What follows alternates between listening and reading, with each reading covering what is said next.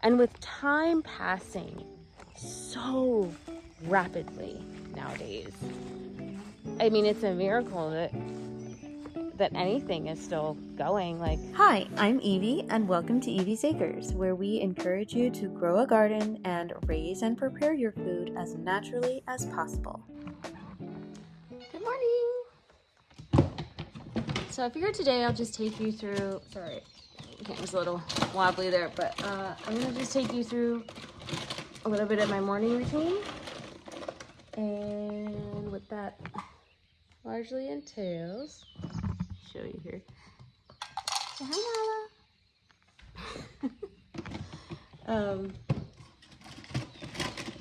Yeah, so I'll walk you through what that looks like. As you can see right now, I'm ooh, yummy. I'm feeding and watering our cats. Ooh. My next step is to take care of these guys. That's a female barred Plymouth Rock. We have just a small handful of the Buff Orpingtons back there. Majority of these guys are, in fact, guys. At this stage, they're called cockerels, but based on the comb and also the colors of their feathers. The females have more dark feathers, the males have more white feathers, or white in the coloring of their feathers, I should say. For the Orpingtons, it's basically based on the comb, and from what I can tell, it looks like 2 of the 5 are female. So we got a lot of males in this group, which is not what I wanted, but it's what happens. Hi, are you curious? I'm gonna close this now so you don't fly out. So the next group I'm gonna show you here are broilers. These guys are they're 9.5 weeks old now, and they're about ready to be processed. Not quite the weight I want them to be yet, but they will be soon.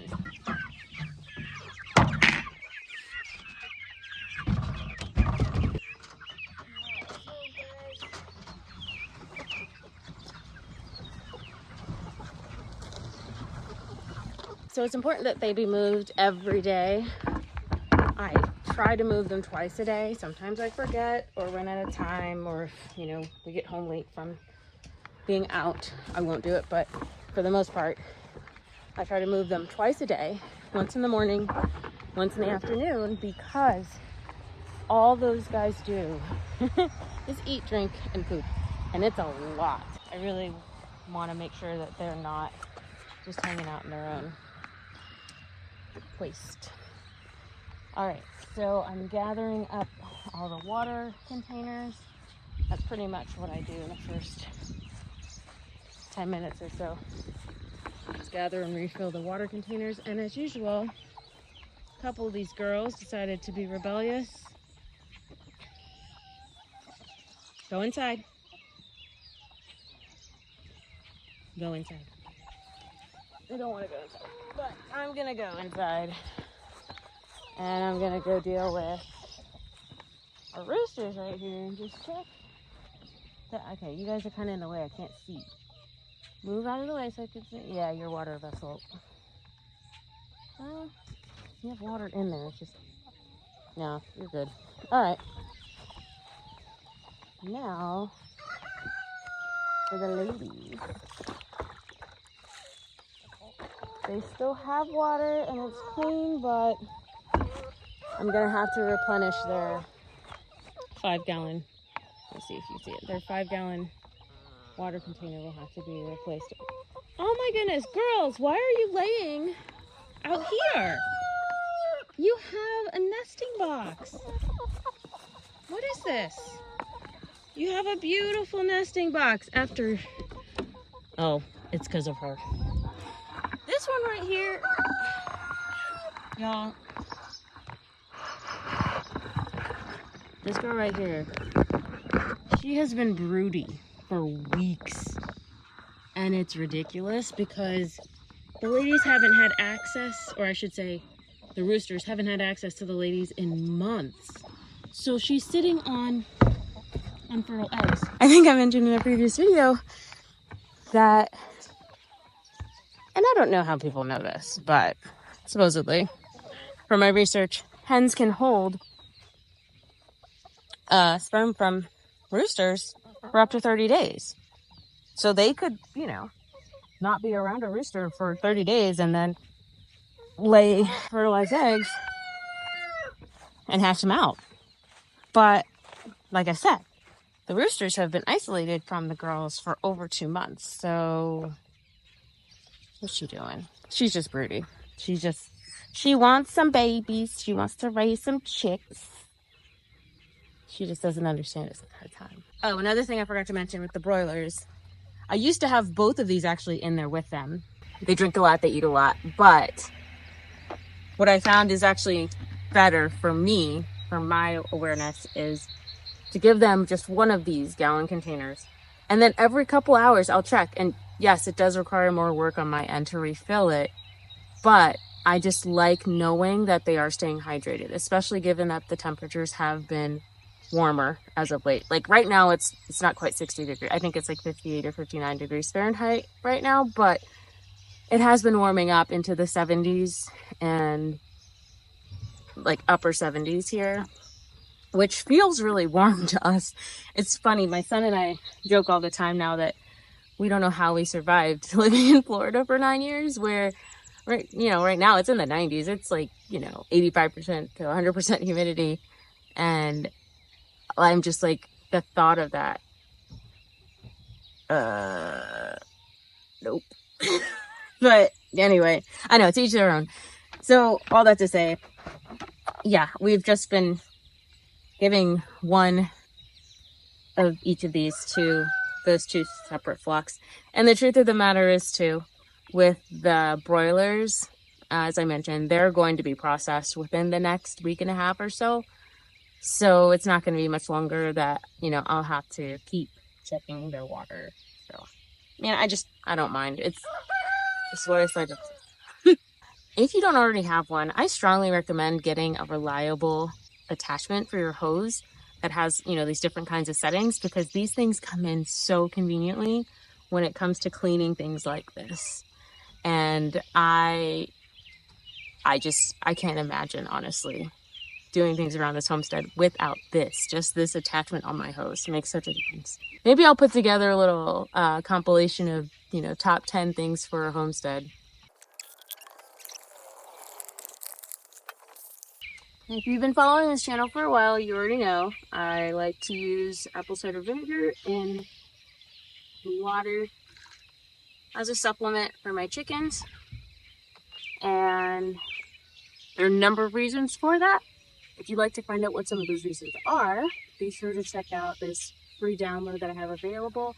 You can also check out this video. I'll put an iCard here where you can see where I explain how I use it, why I use it, and the benefits for your chickens.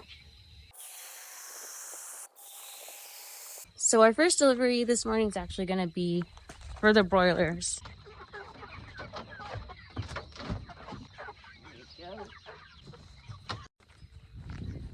And next, I will give the youngest flock their water.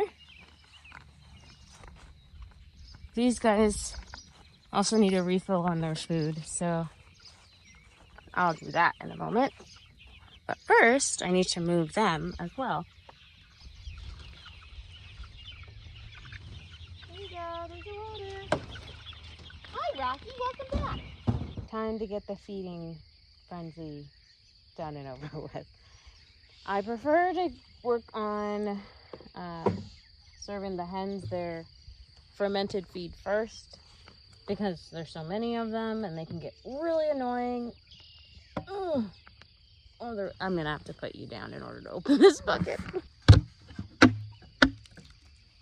Alright.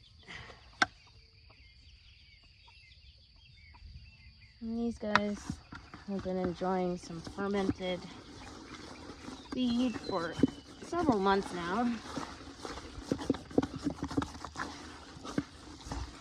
I like to stir it up before I put it in their area. And of course, few of the ladies think they're gonna get a jump on the process by coming out early, but that's not the case. That's not what happens. I'm not gonna feed you outside of your area. Ladies, you know better. That is not how I operate. So now they're struggling to get back in. So ridiculous. Watch out.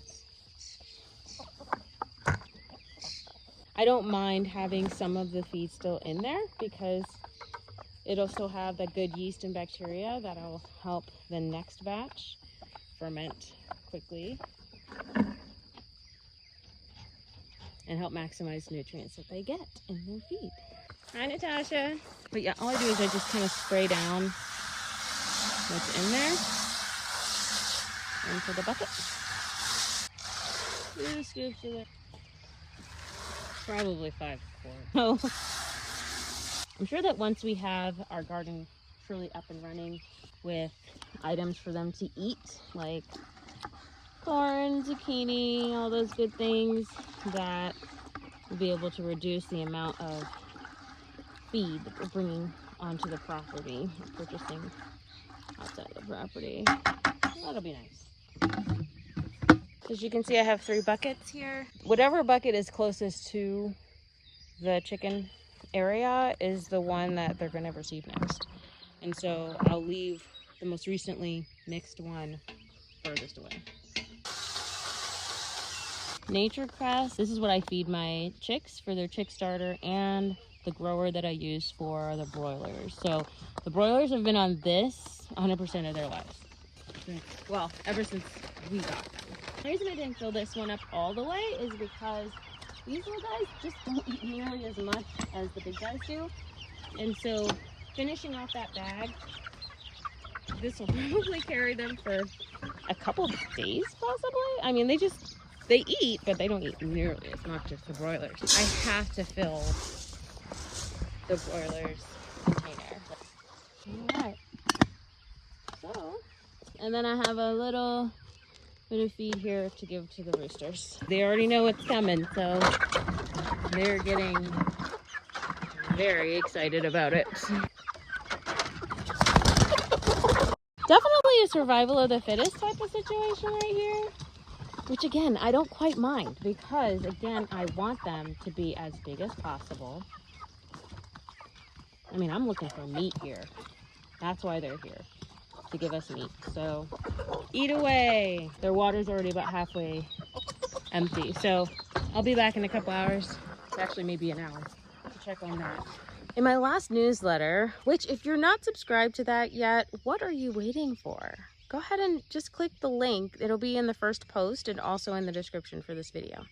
Anyway, in the most recent newsletter that I sent out, I mentioned that I am failing up, and I'm happy about it because my first attempt at making a sourdough gluten-free bread was an epic fail. First of all, well, I don't even need to go into details, but I'll probably go into details in a future video or something.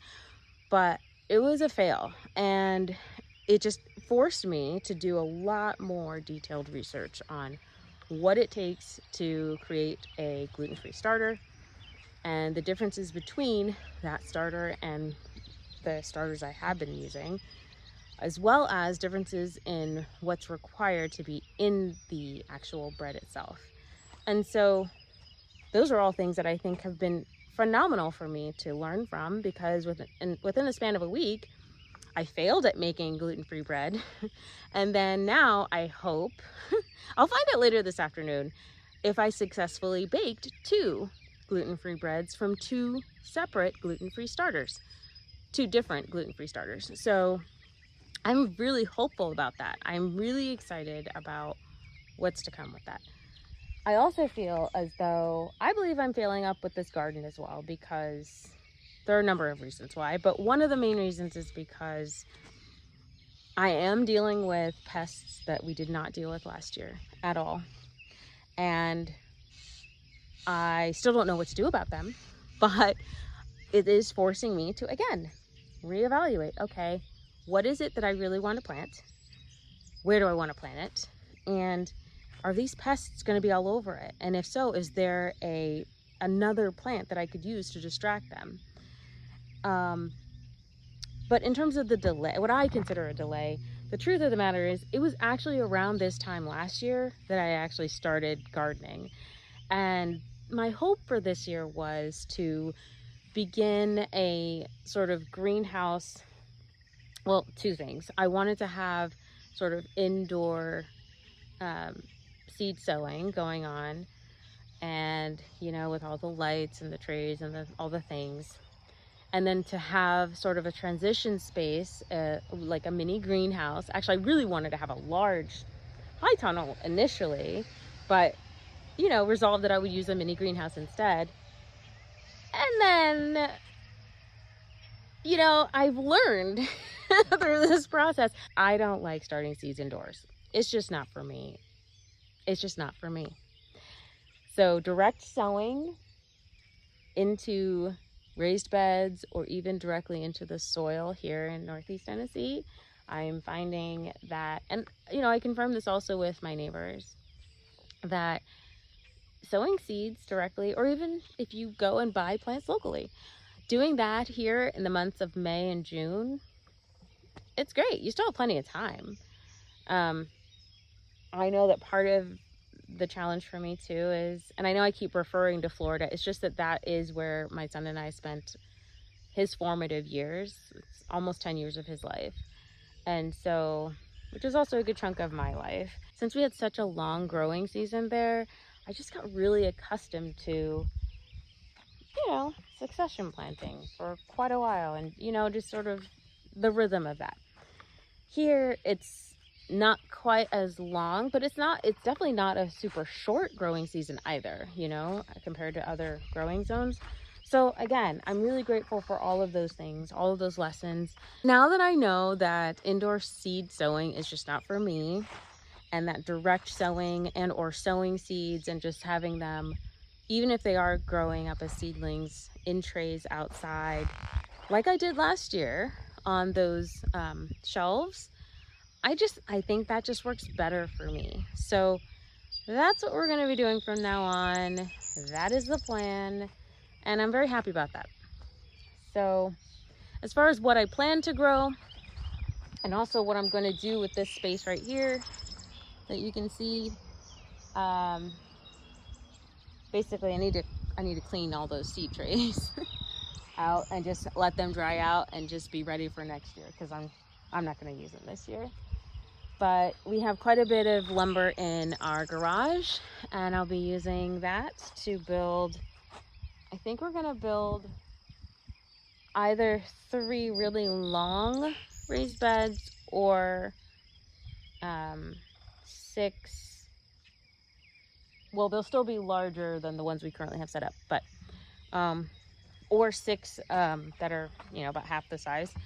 And the goal is and I also have plenty of soil ready to fill those beds. We'll be filling those beds, and we'll be setting up some trellising, because I have a couple of things that I want to grow for sure. I want to do squashes again. I'm a zucchini squash girl. I'm not a fan of any of the other squashes, like summer squashes. I don't really care for yellow squash. I mean, I'll eat it, but I don't love it.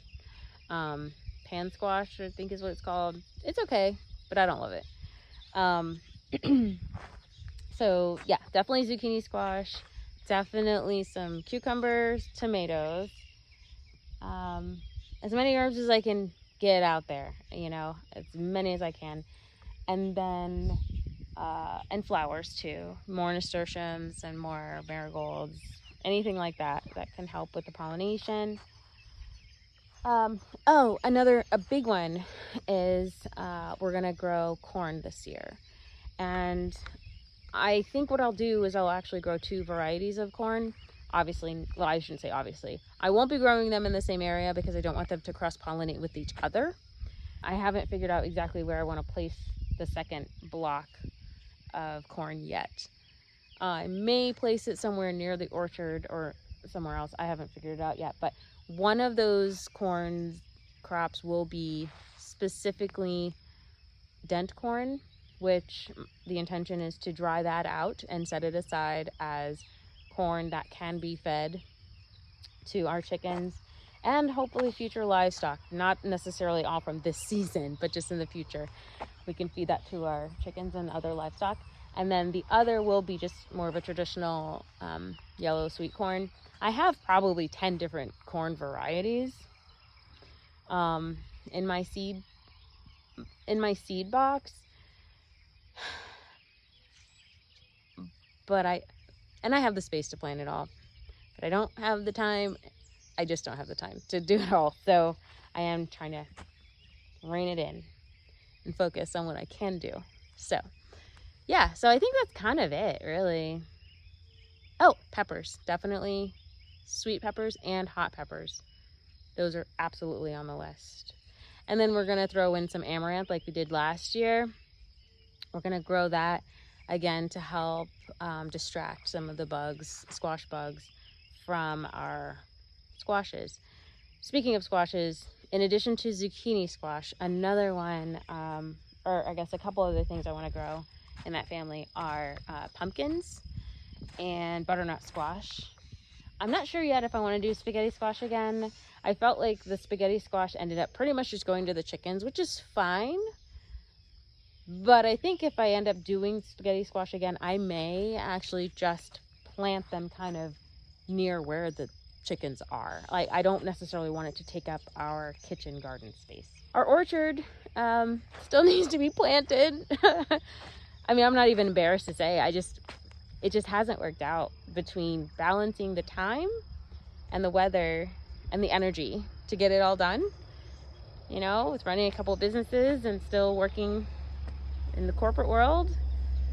Yeah, it's challenging.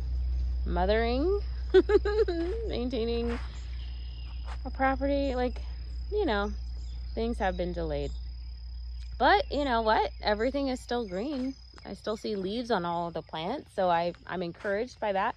I do believe that God's grace is absolutely involved in all of this, because there's really, in my mind, there's no reason why these plants should still be alive given how neglected they have been. And with time passing so rapidly nowadays, I mean, it's a miracle that anything is still going. Like, I don't know. I'm amazed, really. The weeds like the rabbit compost as much as the actual plants do. So this is one of my thornless blackberry plants, which I know should be taking off right now. And I'm sure it will once it's in the ground. It's just not there yet. So yeah, this is one of my apple trees. It's got yellow spots. I need to take care of that. These poor crepe myrtles, I don't know that they're gonna make it. We've had them in the bucket. They haven't even been in soil yet. They were doing pretty good. As you can see, they had some leaves, but storms have blown things over and just made it really hard for some things to survive. So, you know, we'll just see what happens. I don't like that these things haven't been put into the ground yet. I really need all of this to be cleared out. It just has to get cleared out. And some of these bags, for example, these are all bags that used to hold feed. I intentionally set these out here to be covered by mulch. As I mentioned before, that mulch pile is still there. It needs to go down. It'll all happen in due time. I'm gonna be patient. This is patience.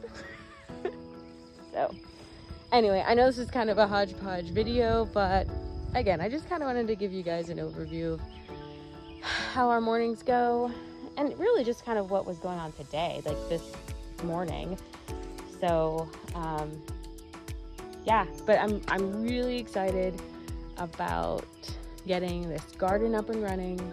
I'm excited about new opportunities with the micro bakery and, you know, this whole new adventure of exploring new recipes from a gluten-free perspective. I'm excited to be able to serve even more people food that they can enjoy, and yeah, it's all really good things. One of the best ways to support our channel is to subscribe and share this video. Be sure to check out the resources linked in the description and in the first pinned comment. Thanks for watching, and as always, be blessed and be a blessing to others. Until next time.